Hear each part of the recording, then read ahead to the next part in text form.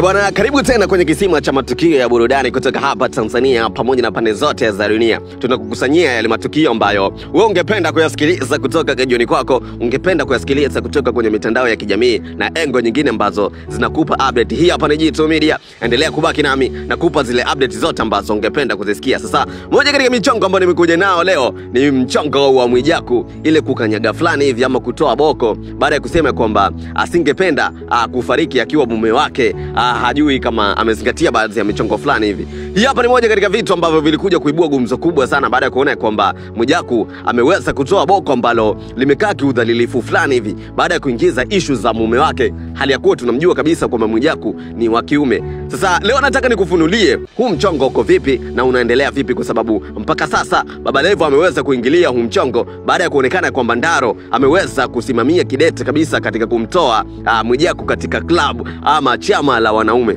Mchekeshaji kutoka Cheka Tu ambao anajulikana kama Ndaro ni moja katika wachekeshaji ambao wanafanya vizuri sana. Sasa amekuja na event ambayo inajulikana kama hatumtaki Mwijaku. Hii ni moja katika kauli mbiu kabisa za tukio hilo ambao linafanyika tarehe 20 mwezi wa 6 ndani ya mwaka wa 2025, kuonesha kwamba wanataka kumtoa Mwijaku katika club ama chama la wanaume baada tu ya kuonekana kwamba amekuja kuzungumzia juu ya michongo ya mume wake.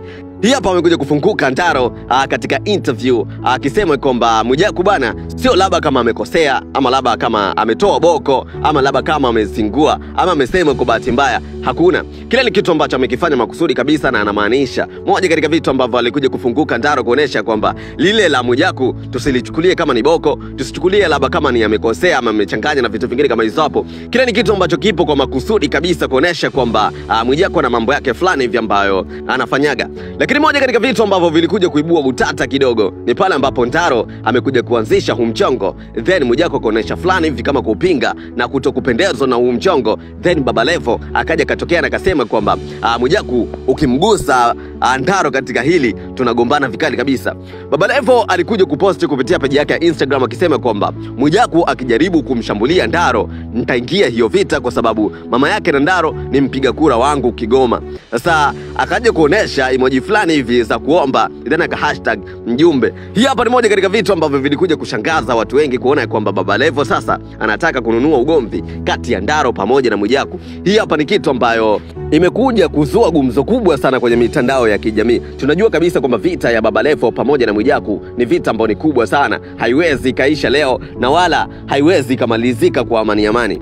Mwijaku amekuwa akihusishwa kwenye michongo kama hii hapa, michongo fulani vya kupelekwa katika upande wa pili ile timu pinzani ama kwa wenzetu kule tangu kitambo sana. Kipindi ambacho Haji Manara alikuja kufunguka kwamba Mwijaku bwana ni mmoja katika watu ambao wana bozemba fulani hivi, yani wana ile mazingira fulani hivi kule nyuma.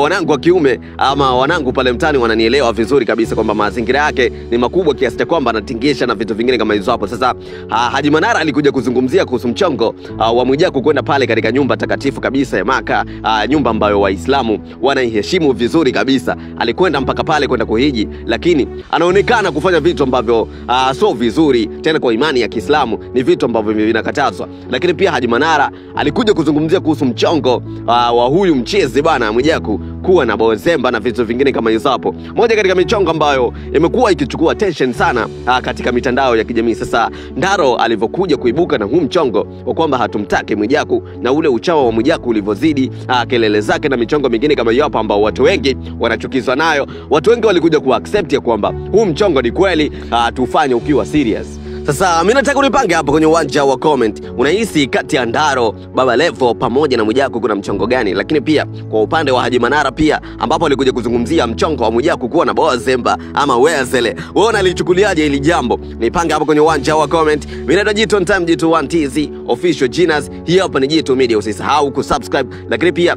ukulike, gonga comment yako, then share kwa washikaji zako pia wapate update kali kabisa, wapate kuenjoy. Na hii hapa ni Jitu Media. Karibu sana mtangu.